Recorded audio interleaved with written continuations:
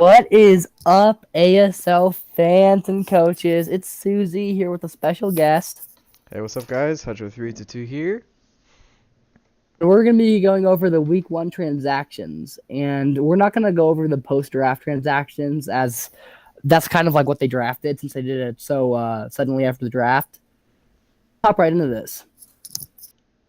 So, as you can see on on your screen, go ahead and talk about what happened in this week one. And this is the only transaction. Go ahead and talk about what happened, Susie. Well, the one transaction from week one was a move that Rocker influenced. So Rocker dropped Spiritomb for Muck, and Rocker? then Gumby Oh, yeah. Gumby decided to drop Glaceon for Spiritomb. So let's go over why he wanted Spiritomb and why he didn't think Glaceon was that important. And he probably got Spiritomb was because it gives him a Ghost type, and I believe it's his only Dark type as well. No, he's Absol. It's his only Ghost type, and I mean it's a really good mod. It's got abilities like Pressure and Infiltrator, and I can't tell you how many times I forgot died to a Spiritomb. Yeah, this helps his team because otherwise he was really fighting weak and he doesn't need Glaceon because he has a Cure in Black. So this really helps him, gives him a spin blocker, fighting immunity, and just an overall bulky mon.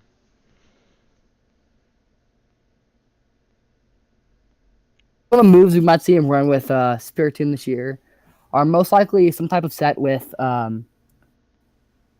Wisp, like a Shadow Sneak or a Shadow Ball. Interesting if you'd bring out a move like Memento. That'd be really interesting to see from Gumby. Yeah, for sure. Another set that you didn't mention was like foul play to prevent physical setup sweepers. That could be interesting, but Glaceon, yeah, he really didn't need it. Kieran Black does everything that Glaceon could do, it just does it better, except for Wish, but that's covered by Clefable. So this really, I like this trade. What do you think about this trade? Or Susie, do you think it's worth it? Move and Gumby made it like very suddenly after Rocker's drop, and I think it was a great move because, like we've been saying, he didn't need Glaceon, and Spiritomb was one of the best Ghost types out there, especially for a Tier 2 mon. Yeah, very good value. So we're gonna actually be transitioning here, and we're gonna talk about some of the free agents that are available, just because this was just the one transaction in the week, and we really don't want a 3-minute video. So let's go ahead and transition over there. So off the bat, are there any notable like free agents, Susie? There are quite a few, about 10 or 12 teams I think in this league. There's bound to be a bunch of good 14. mods that don't get picked up by teams. And we're going to highlight, I think, around at least 5, but far more than that. So the first one we're going to talk about is Alolan Marowak, which really gained notoriety after Static used it in, I believe, Season 2 as a free Yeah, agent yeah, he transaction. went like 14-2 with it, which is absolutely ridiculous. Marowak is a very big offensive threat, although it only has base 45 speed. If you put a club on this thing, nothing can switch into Bone Ring, Shadow, um, Shadowbone. or Flare Blitz. Yeah, It's hella hard. maybe on like a team like Malone's, which has Trick Room potential with that Porygon 2, this could really shine, just because it has a poor speed stat and it just hits really hard with that thick club. So go ahead and talk about the next notable free agent. We're going to be talking about is none other than Azumarill. And I know Hutch here is a huge fan of Azumarill. Oh I yeah. haven't personally used it, but I think we should let you talk about this, Hutch, as you've had lots of experience with this. All right, so Azumarill, at the glance of base stats, it just looks like a decently bulky water type, but and fairy type, which is a phenomenal defensive typing. Don't get me wrong, but when you see it as huge power, it gets so much scarier. And it's a big advocate for Belly Drum. Besides like Linoon, it uses Belly Drum the best in the format.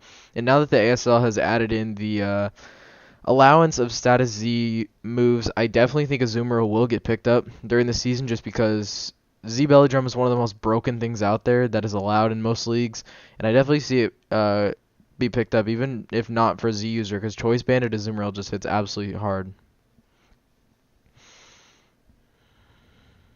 So, what are some teams you think could use Azumarill this season? Notable teams that should use Azumarill. If you're like super weak on the fire type side, like you can't handle fire types or dark types, Azumarill's so good because Assault Vest Azumarill, while it doesn't get the stat boost, yes, it would hit very, very hard. Or it would hit very, very hard with like a choice band or something like that, but Assault Vest Azumarill still takes hits and dishes out hits just as hard. All right, so on to the next mon is going to be Togekiss. And I'm a huge fan of Togekiss, as I'm sure many are, as it can be support, it can be a sweeper, it can do a little bit of both, and it's just a phenomenal Pokemon being a fairy flying type with access to Wish. Yeah, Anderson used it very well last season on his like gimmicky team where he got a bunch of lower tier mons. He drafted this like first round and he used it very well. And Togekiss, it can be offensive, it can be defensive, it can get rid of hazards, it can be Wish, it can be Heal Bell, it can be Nasty Plot. It can just be a flinch axer with like Air Slash. Combine that with Thunder Wave with its Serene Grace. It's a very very well rounded Pokemon. It's also a very good Z user, as it has access to moves like Fire Blast, which coupled with the Mhm. Z move, that can be very, very threatening. Or like a Fightinium Z with Aura Sphere. Yeah, yeah, for sure. On to our first tier B that we're going to be highlighting. It's none other than the great Ghost Grass type Gorgeist. And both of us are huge fans of this Mon. And you've had a lot of success in Draft League with this thing. Oh yeah, I've used it like 5 different times, I think it was, and Gourgeist is a phenomenal mon. It can be offensive with the smaller forms, or it can be just an absolute bulky mon with the bigger forms, and it gets nice priority. It can have Leech Seed. Will-O-Wisp is always an option, and I think Gourgeist, if it should never land in free agency because there's always room for it on a team because it doesn't do what a normal grass type does. It doesn't do what a normal ghost type does. Well, in terms of versatility, because it also gets stuff like foul play. So if it's like a Charizard X, it can't really set up on Gourgeist reliably. It actually has to kill the Gourgeist, which is an interesting thing to think about. All right, so what Mon would you like to talk about next, Hutch? Looking down here in Tier B, let's. We got some options. Let's go ahead and talk about. I was about to say Medicham, but no, you can't do Medicham. Let's hop back over to Tier B or Tier A. Let's go ahead and talk about. Bro, I don't even know. There's so many good mons down here. Rotom Wash. Rotom Wash. Okay, let him wash. Okay. So I know you hate Rotom Wash. You didn't like using it at all last season. But I absolutely love Rotom Wash. I think it's one of the best water types in the format just because it can be off the ground. And if it can check a Mamoswine, it's a pretty fantastic mon. It gets options like Pain Split. It's got great dual typings, Will-O-Wisp, stuff like that. I'm actually really surprised that this has not been picked up. I think a reason I really disliked it last season was I forced it into a defensive role every single battle, pretty much. And that was with my core, obviously, with Diancie and Skarmory. But I think if I could have used it offensively, I could have found a lot more success, as Hydro Pump and Volt Switch hit very hard. Yeah, that's a fair point because Choice Specs and Choice Scarf for Rotom Wash actually work very, very well. So yeah, forcing it into a defensive role, yes, it works very well as a defensive role. It's just sometimes isn't the best when it has to hit those Hydro Pumps. So any more mons you want to talk about? Talk about some more tier A mons, such as considering was it the first overall pick last season? Which one are we talking about? You're right. Mew is the first overall pick last season. The league's mixed up, or didn't Malone have it last year? Which mon? Your voice keeps cutting out every time.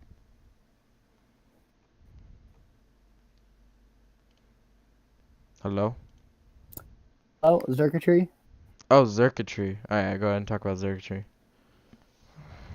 Is a mon that initially when Sun and Moon was announced, people were flocking over to test out this thing as it has an incredible a special attack stat of 173, Hmm. scarf user and other things, and it's going to be a really good Z status user this year, such as Z Tail Glow or Z Raindance, Z Hypnosis. yeah, yeah, Z Hypnosis. Those are both very good moves, and if this thing gets a speed boost, it's very threatening as it has a lot of coverage, such as Energy Ball, Dazzling Gleam. That's about the extent of it. Yeah, But like it covers everything. It covers water types. It covers dragon types. Mainly the things you're gonna want to swap into it. So anything else, or you think we're good here? very good water types that we have not talked about yet. The Keldeo? first one is, yes, Keldeo. TG used this thing exceptionally well last season, bringing pretty much two movesets every single battle almost, being either Scarf or Specs. And this thing is just such a threatening offensive type. If you put Specs on this thing, it's going to hit very, very hard with access to Secret Sword or access to like Surf. And if you put Specs on, and if you put a Scarf on this thing, it's insane. Yeah, while it is a one-trick pony, pun intended, it really only does one thing, but it does that one thing very well, and that's just wall breaking. And it has a nice speed stat at 108, and its stab is really good, and it gets decent coverage in terms of Icy Wind, Stone Edge, and stuff like that. Uh, but yeah, Keldeo's a very, very good mon, and it usually goes like second round, and the fact that it's sitting in free agency actually blows my mind. Let's go talk about the last Mon we're going to bring up. It's a Mon that you absolutely adore and you used very well last season. It's none other than Vaporeon. Oh yes, oh yes. All right. Is one of, if not the best Wish Passers in Draft League. And it's very, very stally, and it can be very difficult to take down at times. Yeah, go watch the finals. All right, so I'm gonna go ahead and talk about Vaporeon. Vaporeon, honestly, I believe it's one of the best Witch Passers in the format, like you said. Besides maybe Sylveon, just because Sylveon's a fairy type. But the thing that makes Vaporeon so great is the fact that water types really only have two weaknesses, which those can be covered very easily by a grass type. In Vaporeon, it almost won me the championship. If I would have brought Toxic over Roar, it would have won me the championship. It is a very, very stally Pokemon. Having Water Absorb is super nice, and Scald is a very spammable move, and it hits actually relatively hard and gets coverage where it needs it. Well, I think that's going to do it. Thank you for bearing with us, as I'm very sick, as you guys can probably tell. And thank you for being a guest, Hutch. Yeah, no problem. Thank you. All See right. you next Monday. All right, see you guys.